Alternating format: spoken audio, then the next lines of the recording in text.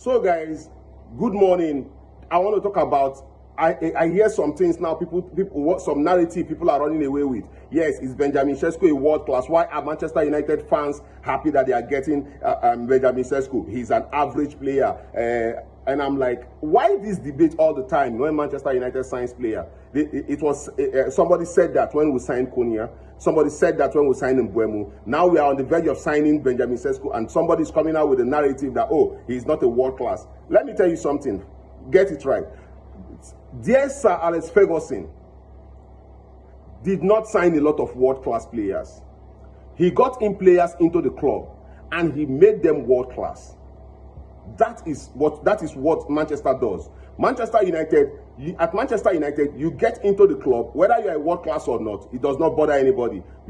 Manchester United go for efficient players who will do the job for them, not world class players. We have signed a lot of the so-called world class players, and what did we achieve with them? We signed Zlatan Ibrahimovic, we signed Radamel Falcao, we signed what's his name? We signed Angel Di Maria. We've signed players that are deemed world class. And what did they do at Manchester United? They only came there. Players like Alexis Sanchez came there, collected huge sums of money, and left. Yes, this has changed. Look at Sir Alex Ferguson. He was not signing. He was going in the Premier. He was walking around the Premier League, picking up players whom he felt would do the job for him. And he got Premier League proven players who he does not need to adapt into the league.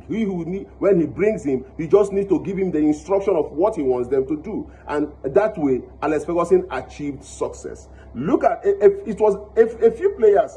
Alex Ferguson did not do a lot of foreign buys. A few.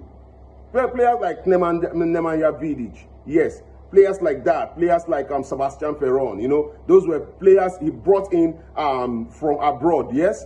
But when you look at Sir Alex Ferguson, he was moving around the Premier League, everywhere, picking out players who will serve the purpose, right?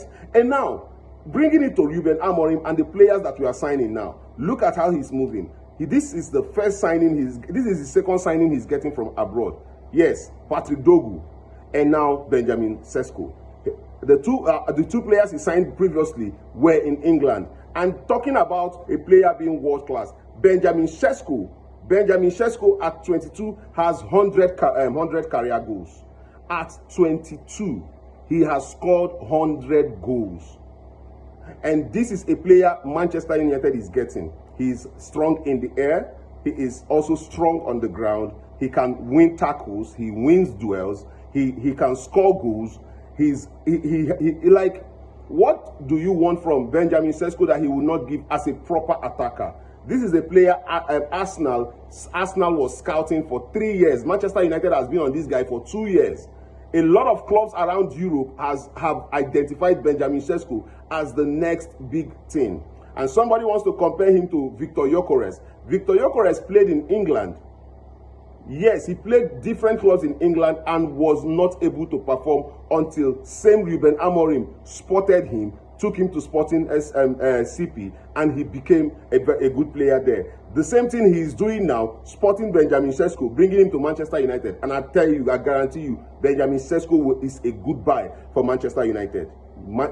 I guarantee you that. He is a good buy. With how Manchester United is modeling itself and playing around, he is a good buy. So the talk of world class should just end. We are getting ourselves players who will do the job. When they come to Manchester United and they do the job, they become world class players. You cannot say there is an Ifeanyi somewhere in Owerri that I can bet you that is more talented that is more talented than Lautaro Martinez.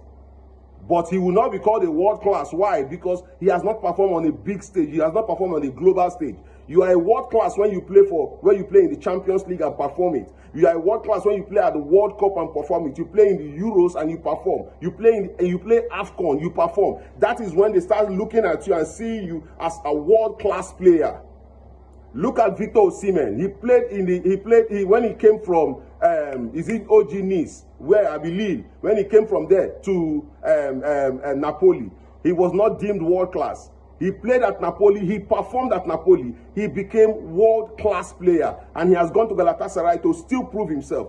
This is how you know players who are world class. It is not that their potentials are not there. Their potentials are there, but they perform on a global stage. And this is the same thing with Benjamin Sesko. He has performed in England and he has performed in Germany. And maybe it's not enough for you to call him world class. Now he's coming to England and he will perform for Manchester United. And then maybe you will call him world class. Bruno Fernandes came from Sporting CP. Nobody termed him world class. Everybody was looking at him as a very good player. He came to Manchester United. Even with Manchester United not winning the Premier League or the Champions League within the period, but Bruno Fernandes is tagged world class. Players in Arsenal, a lot of players in Arsenal have not won the league, but they have been dubbed world class, right?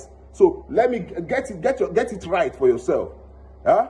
Benjamin Sesko will come to Manchester United and he will become world class. So end the debate of world class. Even Sir Alex Ferguson no sign world class, take the use and they win Premier League. You get? Make we end them. Let all those discussion. If you world class, I don't know why they bring up all those kind of discussion. Manchester United is signing a player that I see that will perform for us. We should be happy, right? I'll see you again in my next video. Tell me what you think.